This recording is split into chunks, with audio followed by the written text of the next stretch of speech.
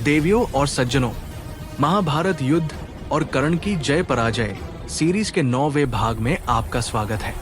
मैंने पहले भाग में कहानी की भूमिका आपको बता दी है, इसलिए उसे मैं दोहराऊंगा नहीं। यदि आप इस सीरीज का पहला भाग देखना चाहते हैं तो मैं डिस्क्रिप्शन बॉक्स में लिंक दे दूंगा, आप उसे देख सकते हैं।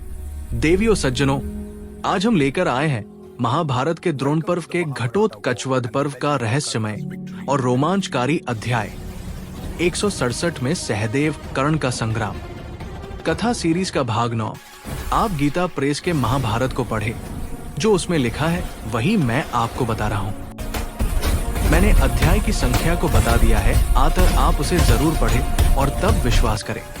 देवियों और सज्जनों, आज की कथा आपको ले जाएगी महाभारत के उस अध्याय में जहां युद्ध भूमि पर सूर्य अस्त हो रहा था और आकाश लाल अग्नि से भरा हुआ था। जहां एक ओर आकाश से देवता युद्ध देख रहे थे, वहीं दूसरी ओर धरती पर कौरव और पांडवों की सेनाएं प्राण देने को तत्पर थी। और तभी रणभूमि में प्रवेश करता है राधे कर्ण। उसके सामने है माद्रीपुत्र सहदेव।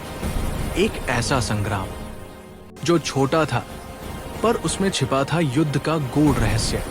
संजय धृतराष्ट्र से कहते हैं, प्रजानाथ देखिए, द्रोणाचार्य की ओर बढ़ते सहदेव को वैकर्तन कर्ण रोक चुका है।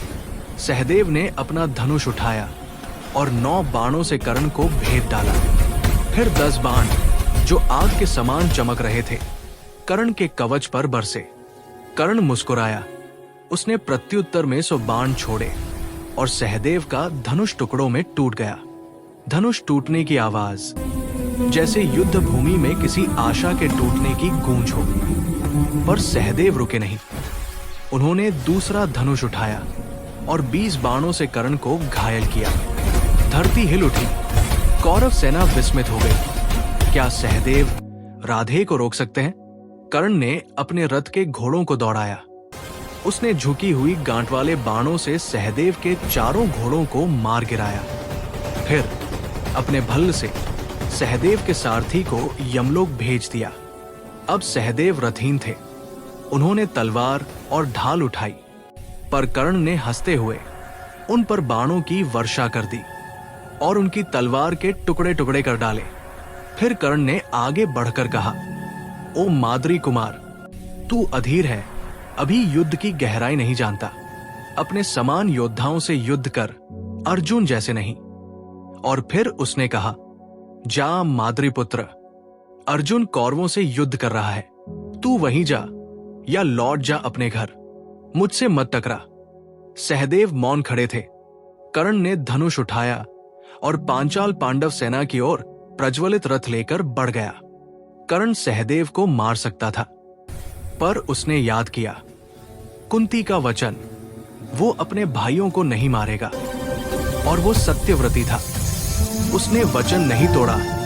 शायद यही कारण है कि कर्ण, जिसकी छवि अनेक बुराइयों और त्रुटियों से भरी हुई थी, आज भी इतिहास में सम्मान के साथ याद किया जाता है, केवल इसलिए कि उसने अपने जीवन में कुंती को दिया हुआ वचन निभाया।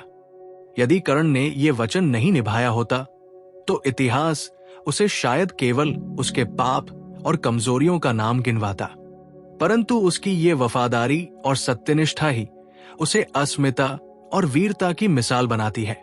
सहदेव घायल थे, मन टूट चुका था।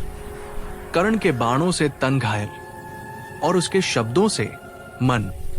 फिर वो पांचाल राजकुमार जन्मेजय के रथ पर चढ़ गए। क्रोध से उन्होंने कर्ण पर एक सुवर्ण मंडित गदा फेंकी, पर कर्ण ने बाणों से उसे रोक लिया। सहदेव ने शक्ति फेंकी, कर्ण ने काट दी, और फिर रथ का चक्का उठाकर कर्ण की ओर दौड़े। कर्ण ने हजारों बाणों से उस चक्र को चूर चूर कर दिया, मानो कालचक्र को रोक दिया हो उसने।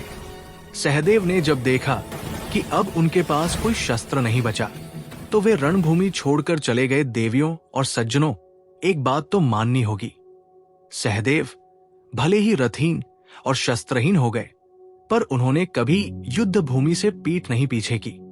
वे अंतिम क्षण तक कर्ण जैसे महावीर का सामना करते रहे।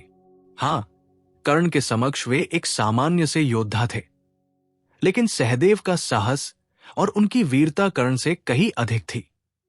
क्योंकि कर्ण कई बार युद्ध भूमि से पलायन करता रहा, पर सहदेव ने अपने कर्तव्य और सम्मान के मार्ग से कभी कदम नहीं हटाया। यही कारण है कि वीर सहदेव का नाम वीरता और अदम्य साहस की मिसाल बनकर इतिहास में अमर हो गया। पर पीछे रह गया कर्ण का वचन, जो उनके हृदय को सदा जलाता रहा। देवियों और सज्जनों, ये केवल एक युद्ध नहीं था, ये था धर्म और वचन के बीच का संघर्ष। कर्ण जीत गया, पर उसने भाई को नहीं मारा, क्योंकि मां का वचन उसके लिए प्राणों से भी ऊपर था। यही है महाभारत का रहस्य, जहां हर योद्धा के भीतर एक युग का धर्म युद्ध चलता है। जय हिंद, जय श्री राम।